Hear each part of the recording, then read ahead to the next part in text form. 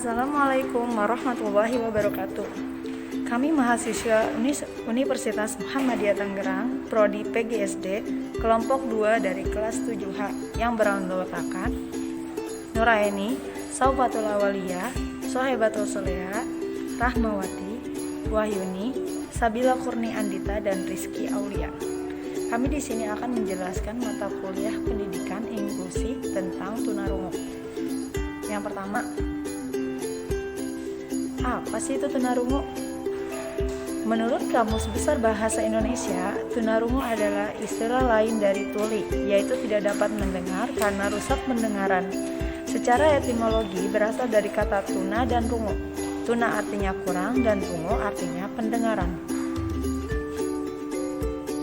Tunarungu menurut para ahli, Andreas Dwi Samorto dalam seminar ketunarunguan di Bandung pada tanggal 19 Juni 1988 mengemukakan bahwa tunarungu adalah suatu kehilangan pendengaran yang mengakibatkan seseorang tidak dapat menangkap berbagai perangsang, terutama indera pendengaran.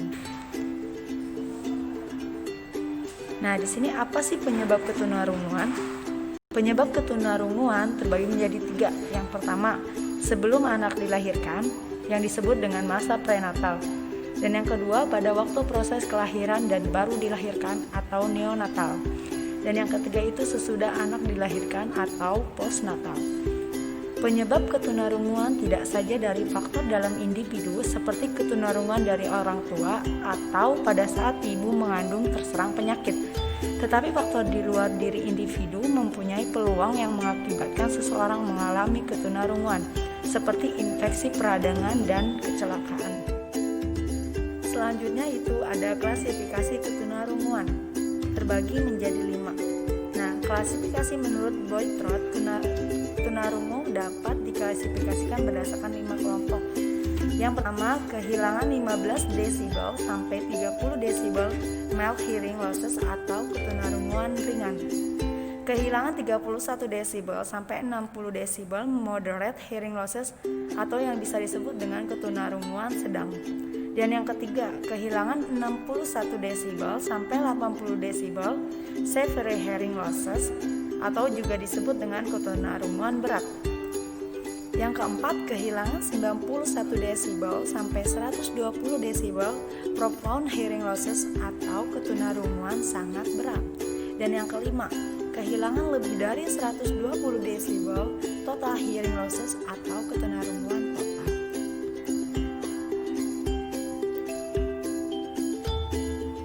Klasifikasi ketunarunguan.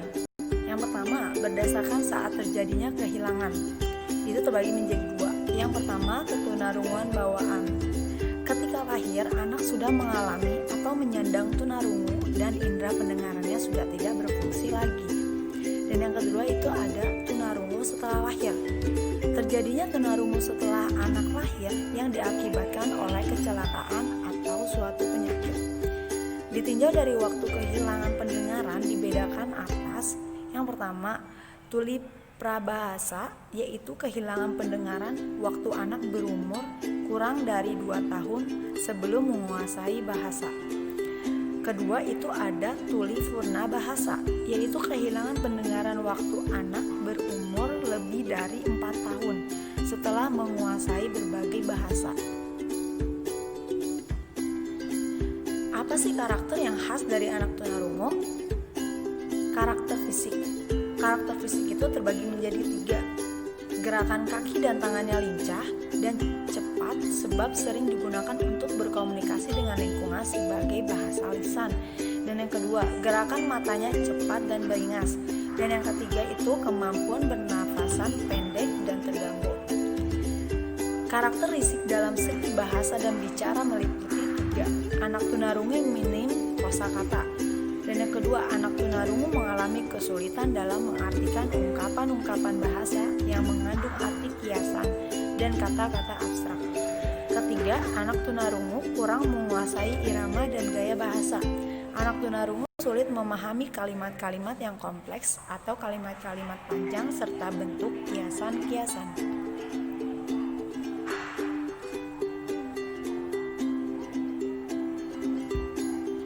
Bagaimana sih cara penanganan tunarungu? Yang pertama, kita harus cari perhatiannya.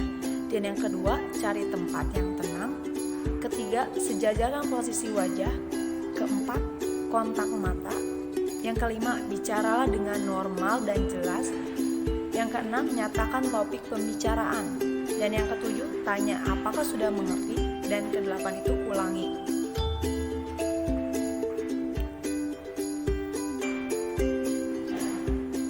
Sarana prasarana untuk peserta didik tunarungu. Asesmen kelainan pendengaran digunakan untuk mengukur kemampuan mendengarkan, menentukan tingkat sumber bunyi dan kekuatan bunyi. Alat asesmen yang pertama itu ada scan test.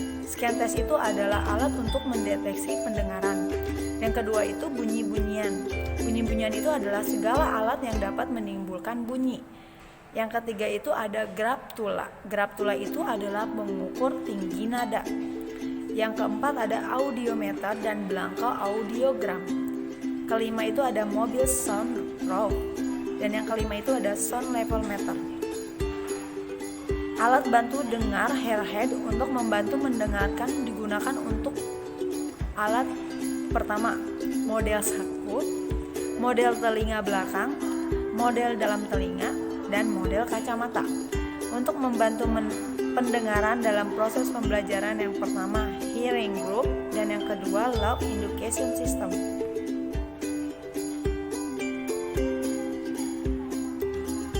Di sini ada latihan bina persepsi bunyi dan irama. Anak tunarungu biasanya memiliki gangguan dan hambatan dalam berkomunikasi dan bahasa. Untuk membantunya digunakan alat bantu sebagai berikut.